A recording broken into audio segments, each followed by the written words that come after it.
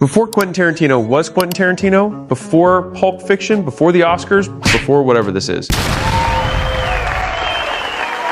He was just a normal guy in his 20s, working at a video stores, renting out VHS tapes behind a counter, and just basically while away the 20s partying all the time with his group of friends. Because it's so much fun, Chan, get it? And one night, one conversation with his buddy cracked him wide open. What are you doing? Do you not talk to me? Just for the. What are you doing? Hey, don't do that. Don't do that again. And honestly, the best thing that ever happened to him in Hollywood. Now look, he wasn't miserable. That's the trick of it. He's sitting there in this video store, watching movies all day, not busting his ass, delivering pizzas, not doing some soul-crushing nothing job. Nah, this was good. This was close to the dream. Dream adjacent, he'd call it. It's not my dream, what I'm doing. But it's dream adjacent.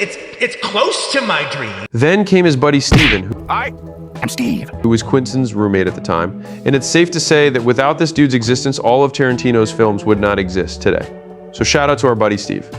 He was the funniest son of a gun in the whole crew. His finger looking good. What the hell is even that? Then Steve turns 30, and something just breaks in the guy. One night, he's ranting, really going off, disgusted with his whole life.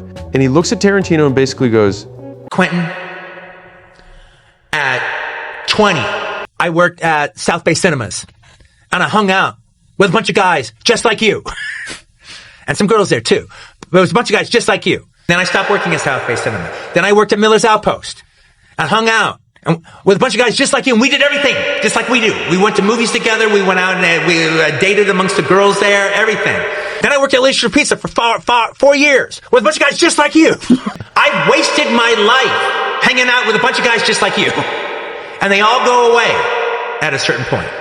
damn. I mean, brutal, right? But here's the kicker. It wasn't even mean, it was just true. And Tarantino's sitting there at 25, basically watching a home movie of his own future, 5 years down the road. Same story, different name on the bench. This one night just wrecked him, cracked him wide open. So what's he do about it? He doesn't sleep on it, literally. He calls it his Quentin Test Fest. I would have a Quentin Test Fest. One night alone. No sleep, no excuses, and I mean none. He sits there and just lays it all out, everything he's screwing up, everything he's been dodging, everything he's too comfortable to admit.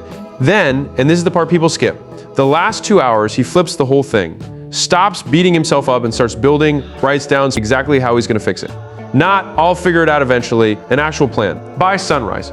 I decided to change my life. Like, look, the problem is that I'm living in the South Bay, and even though I drive to Los Angeles, I gotta not worry about this job anymore. I gotta just move to Hollywood. I gotta get involved there. I gotta meet other people that are in the business. Next thing I knew, I moved out of the South Bay.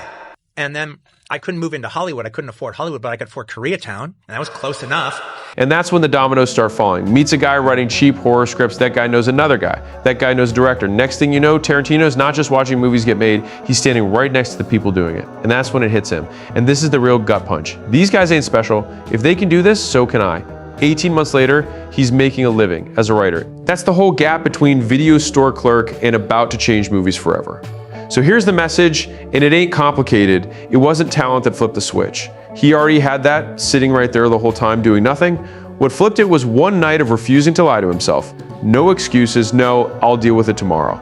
Just brutal, ugly honesty about what's broken and a real actual plan before the sun comes up. So that's it. I believe in you, buddy. You got this. I have a goal to reach 1,000 subscribers by the end of July.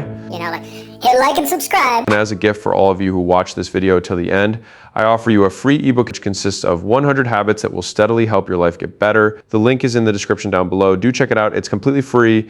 And in case I don't see ya, good afternoon, good evening, and good night.